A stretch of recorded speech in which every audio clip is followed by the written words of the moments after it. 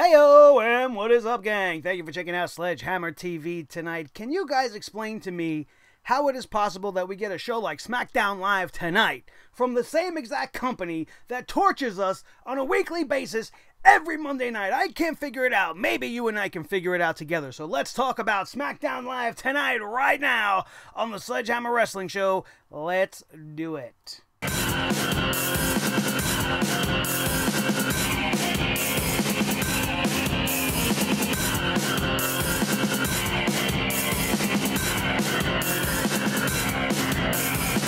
Sledgehammer Wrestling Show.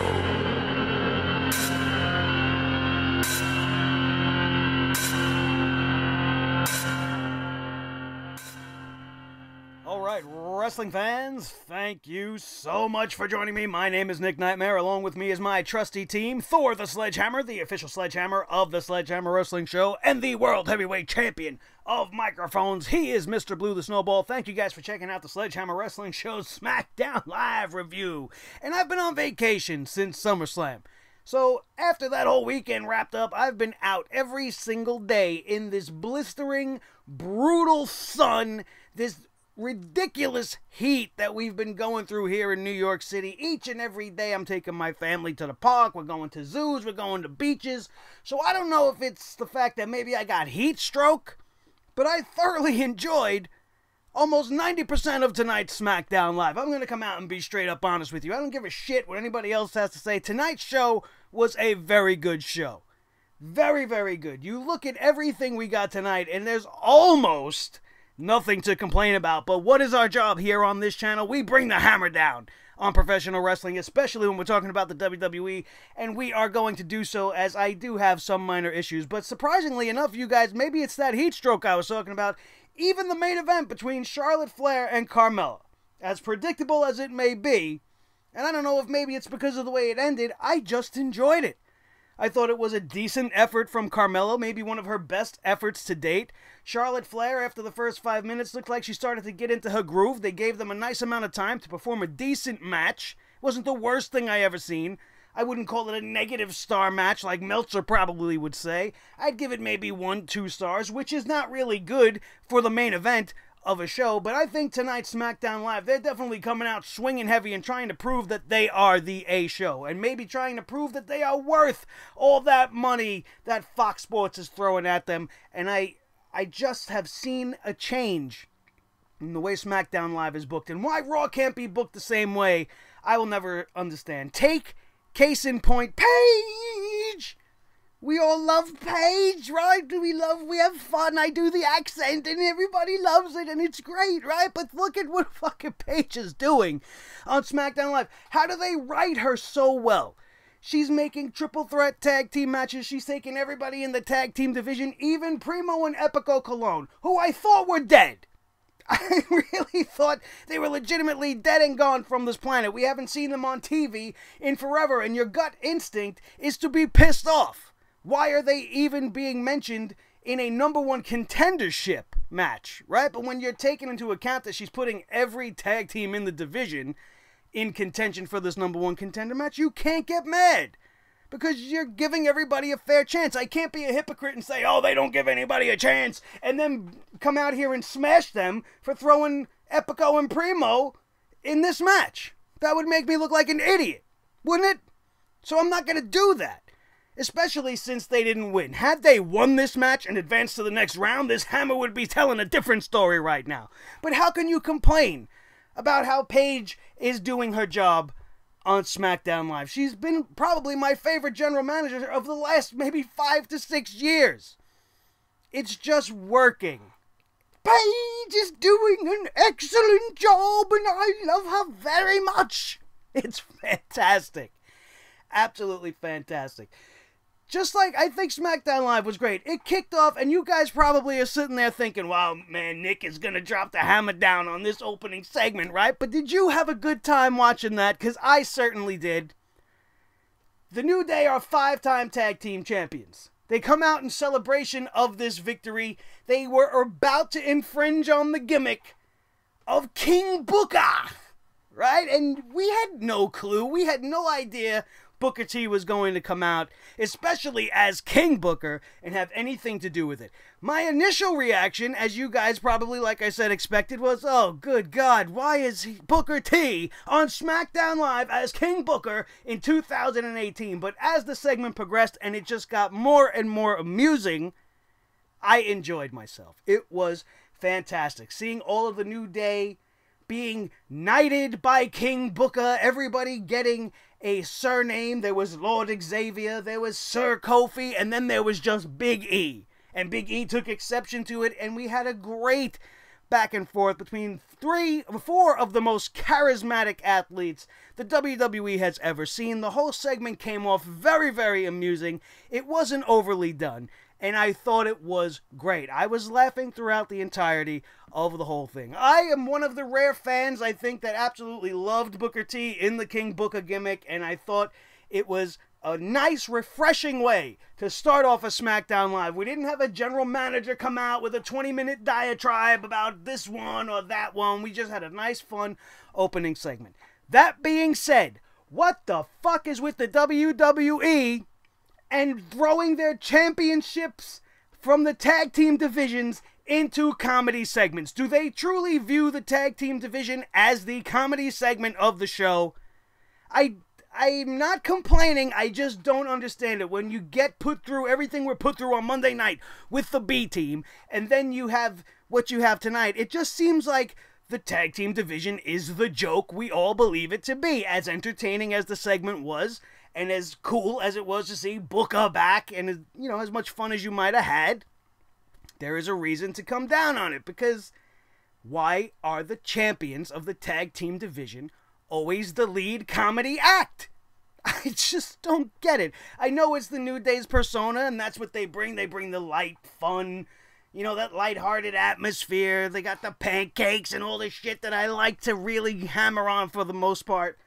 But tonight I thought it was just fine. There's absolutely really nothing wrong with the way this show kicked off. And then they would sit ringside at their ridiculous orange table. At least this time Byron Suxton wasn't acting surprised as they were staring at the New Day's table as he did last time. Oh, what is this? Who's going to be there? Duh.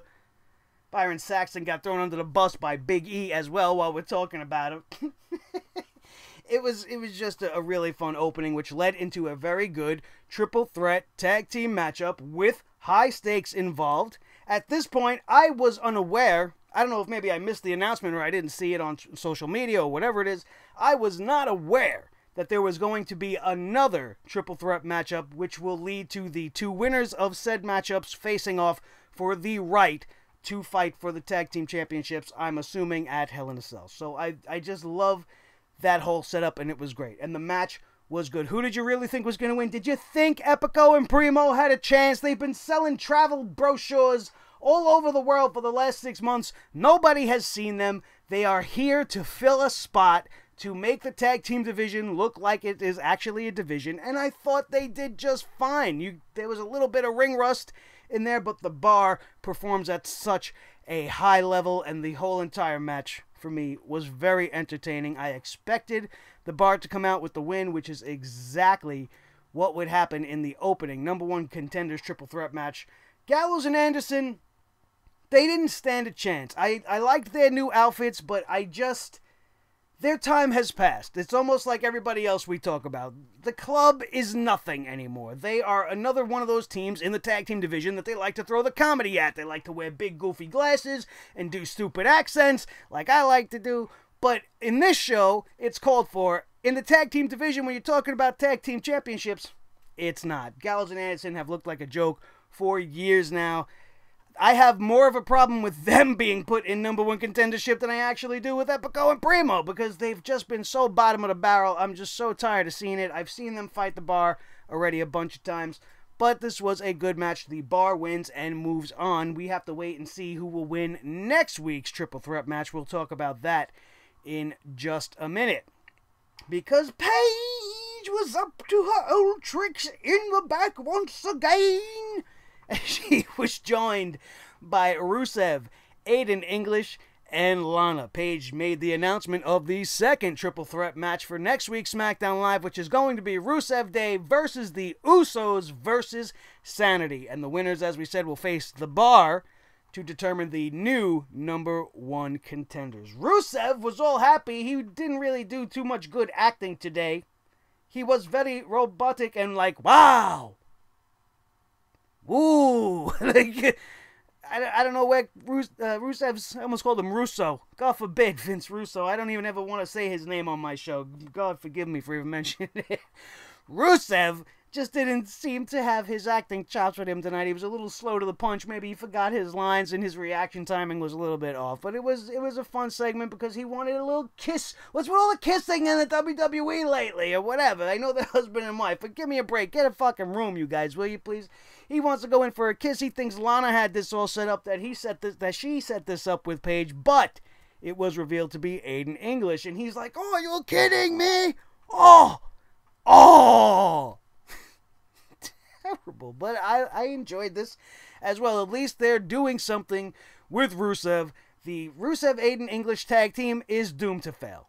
They're not going to win this match for some reason, and that's going to really be the beginning of the end for Rusev Day. We've seen the teasers of it. We know it's something the WWE kind of wants to do, so I expect to see it happening sooner than later. This might just be the final nail in the coffin that sets Rusev over the edge, and maybe by the end of this thing, he annihilates Aiden English when all is said and done. But that's another story for another day.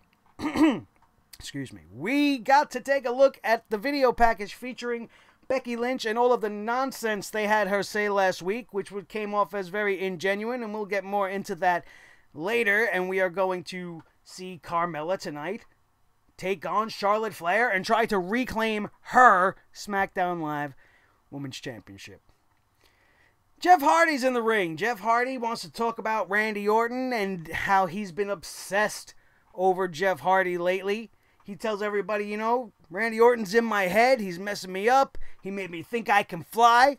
Why is Randy Orton making you think you can fly? You've been flying through the air for 2 decades. I've seen almost every single flight. Off the top of the ladders, on top of cages, doing all kinds of crazy aerial maneuvers. And Randy Orton in this last couple of weeks is what made you believe you can fly? I think Brother Nero is really losing a couple of screws in his head. On a very real tip. Or the writing staff is just really being lazy on this one. Or trying to be too creative. At some point, you gotta realize what you're saying. This is a guy that lived most of his life in the air. Randy Orton made me believe I could fly. Are you kidding me? In any case, this leads to Randy Orton coming out. He's mocking Jeff Hardy. He's like, you know, I'm glad you're giving me the credit for bringing out this new side of you, but I'm not done picking you to pieces yet. This has only just begun. And then Jeff Hardy wants to come at him with, we'll see about that, blah, blah, blah. We're gonna meet up in the Hell in the Cell. Not just at the pay-per-view, inside a Hell in a Cell. Now, before we go any further, I want to drop the hammer down on this because I need you guys to realize that we have 3 weeks to go before the Hell in a Cell pay-per-view, and we already have 3 Hell in a Cell matches on this card. 3! Don't you think that's a little much? I think 2 is too many. I think the pay-per-view, if you're going to, put the word gimmick in the gimmick pay-per-view, why don't you? I think if you're going to go with it, you have 1 Hell in a Cell match, a big Hell in a Cell match with meaning and emotion and power behind it, and it closes the show. AJ Styles and Samoa Joe have already filled that spot, which is going to be fantastic. And now we're going to have this one, Randy Orton and Jeff Hardy. And last night, we know that we're going to have Roman and Strowman.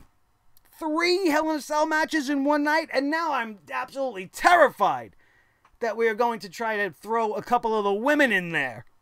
Because last year did not go over well, and I'm hoping that WWE does not go down that route again, even though the Becky Lynch Charlotte feud, even though the dynamic is off, has the kind of heat that maybe you can get over in a Hell in a Cell. I don't want to see them do that. 3 for the men is already too much. Adding any more, it's inevitable. We're going to get at least 1 more. And it's already 1 too many, if you ask me. Naomi versus Billie Kay. This is a continuation of what we've seen from last week. Peyton Royce got a victory over Naomi thanks to the assistance of Billie Kay. We saw the exact same thing in this situation, only Billie Kay was wrestling and Peyton Royce made the interference. And Naomi would tweet on social media following her matchup. She took a picture of herself sitting all by her sad lonesome self in front of her locker, saying that maybe she needs to pay somebody to be her backup. And that's obviously where it's going. I don't mind it too much. I know it's a little bit of a repeat of what we've already seen, just mixing up the players a little bit. But they're trying to tell a story. It'll be interesting to see who Naomi is going to be able to recruit, if anybody. If I want to throw a few names out there right now, with the Women's Evolution pay-per-view coming up, you're bringing back a lot of legends. Why not give her a Miss Jacqueline? You have Naomi and Miss Jacqueline take on the iconic duo. A WWE Hall of Famer. Why not?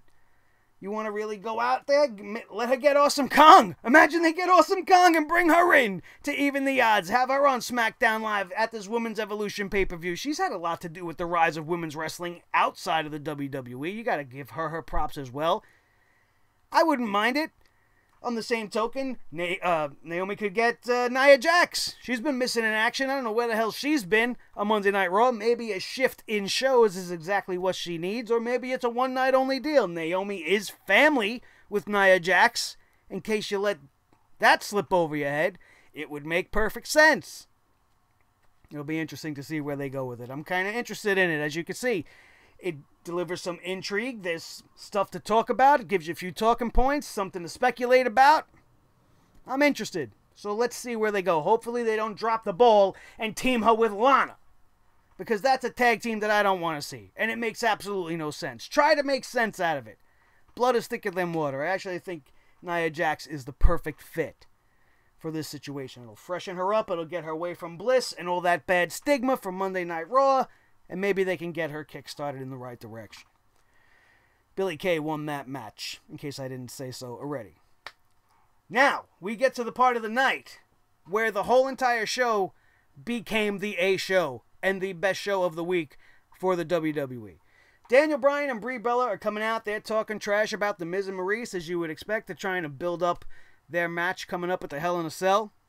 And then Zelina Vega and Andrade Cien Almas would come out to confront the Yes couple. And again, my initial reaction is, oh no, this is not good. This is going to be a great match, but I automatically assumed we were going to get a mixed tag and that Daniel Bryan was just going to automatically go over on Andrade Cien Almas. Thankfully, I was wrong on all counts in my initial instinct, and what we were treated to was almost 20 minutes of the best wrestling the WWE has had on TV, maybe in weeks.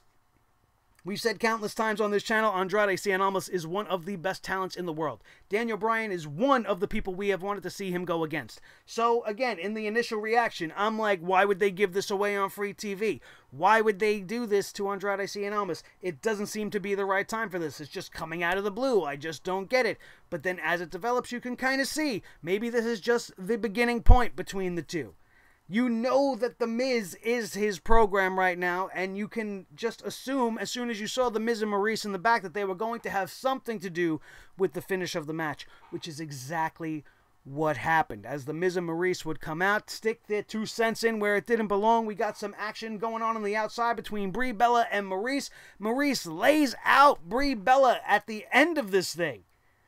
It was so high drama, and it was so intense, and that feud has been building to a fever pitch, and this is everything that you would want for this program and for your wrestling match. It all makes sense. He has this random match with Andrade Cien Almas, which absolutely stole the show, and before we could really get a final conclusion, The Miz gets in the craw of Daniel Bryan. He gets him the win by disqualification, but did he really leave as the winner tonight? Absolutely not. He left laying in the ring next to his bride, Brie Bella, both of them laid out, while The Miz and Maurice are locking lips above them in celebration. It was absolutely fantastic. And we cannot forget how Paige almost ruined everything. She missed her cue or something, and then they had her run out there and pretend to be all out of breath Hang on, Bryan, hang on, Daniel Bryan. I have to run in heels. Some of the funniest shit you will ever see. All for her to say, okay, go ahead and fight.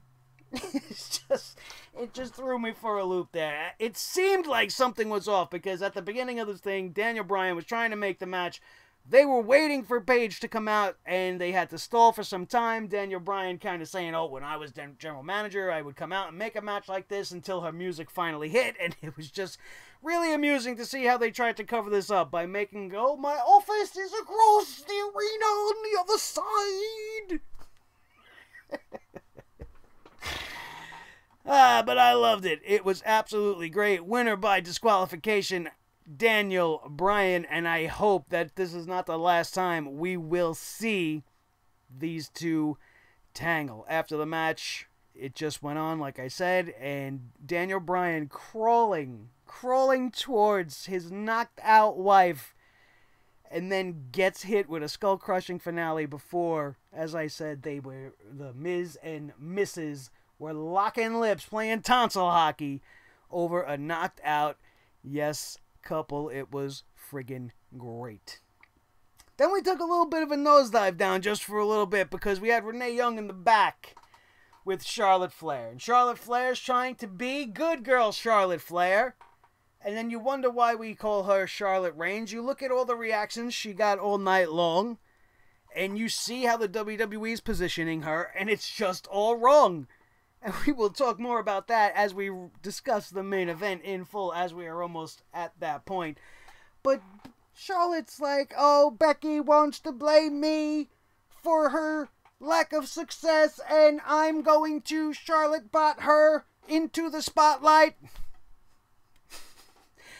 I think that's why she comes off as such an ingenuine robotic interview, because everything inside of her is just trying to not be a bitch.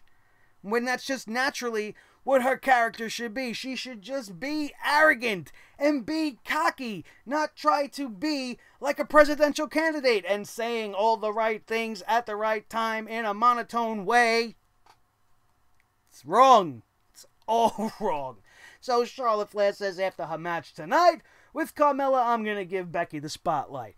Great. You should have gave it to her 6 months ago, and you wouldn't even be in this position, WWE. We come back from the break after this, and now we have AJ Styles in the ring. The champ is going to address Samoa Joe and all of his personal attacks over the last couple of weeks. They show the video package of Samoa Joe and his attack last week on AJ Styles, and then him screaming out for Wendy Styles. AJ saying that, Samoa Joe, you are not a man. Because if you were a man, you would come see me face to face. All you've proved is that you can't get the job done one-on-one. You can't get this title from me, so you're trying to get in my head.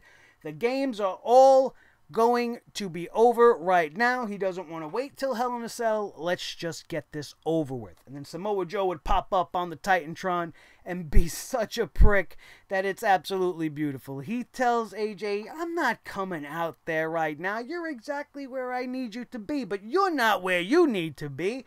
You should be home playing daddy. But you know what? Maybe somebody else needs to play daddy. And then he takes out his cell phone and he calls Wendy Styles, tells her, next Tuesday, why don't you make me an extra plate for dinner because I'm going to come home to be your daddy. AJ Styles absolutely losing his shit in the ring, beelines to the backstage area searching for Samoa Joe. He would come up empty, looking everywhere he could in the parking lot, in the whole backstage area. One of the WWE production assistants tried to get his attention. He almost knocked the guy's teeth down his throat. AJ Styles is at a boiling point, and Samoa Joe is doing everything right, proving that he is the best heel on the main roster right now. The story is being told absolutely perfectly. There is little to no physicality in between the big matchups. I expect there to be some sort of a showdown between the two before we hit the Hell in a Cell pay-per-view, but I love how they've been crafting everybody's stories simultaneously. Nothing is getting muddied. Nothing's getting mixed up. Everything is very clear and straightforward. Until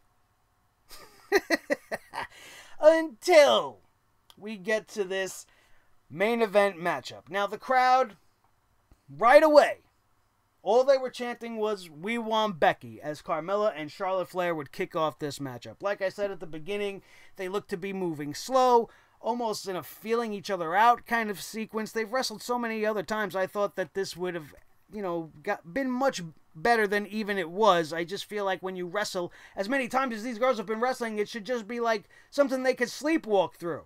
But instead, it looks like they were just sleepwalking altogether during the first 5 minutes of this matchup. But then the pace picked up, and they started to actually perform. And like I said, Carmela actually looked like a professional wrestler. She didn't look like WWE Women's Championship material, but she looked like a wrestler, and I could appreciate that. If you could see progression, and you could see that she wasn't as spotty. She is 100 times better than an Alicia Fox. She is way better than a Dana Brooke at this point, so I will accept the effort that we got tonight. It wasn't the greatest, like I said, maybe 2 stars max, but I'll be accepting of that when, on the average, you give me less than a star.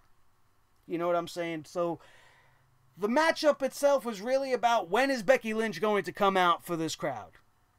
And the match would finish with Charlotte Flair wrapping up Carmela in the figure 8. She did the best she could to actually fight it. She didn't tap out right away. She struggled to try to get to the ropes. I could appreciate the effort, like I said, but finally Carmela would tap out. Charlotte Flair gets up to celebrate with the championship, and out of nowhere comes Becky Lynch, and the place was straight fire. The arena erupted, chanting for Becky. "We want Becky, Becky, Becky, Becky," the whole end of the night, as she absolutely decimated Charlotte with one blow after the other, finally leaving her in a heap in the middle of the ring, telling her that come Hell in a Cell, she's taking back her SmackDown Live Women's Championship. And she gets up, looks down at her friend, and says, "You bitch." See, now, even in this moment, the WWE, and you could tell by the way Becky Lynch was exiting the arena, in her attitude, in her body language, that she's trying to portray the heel in this scenario. And Charlotte's in the ring, sitting by the corner, trying to get her shit together, looking all sad and needing for sympathy. And the crowd, when the camera cut to Charlotte Flair, just rained down with boos.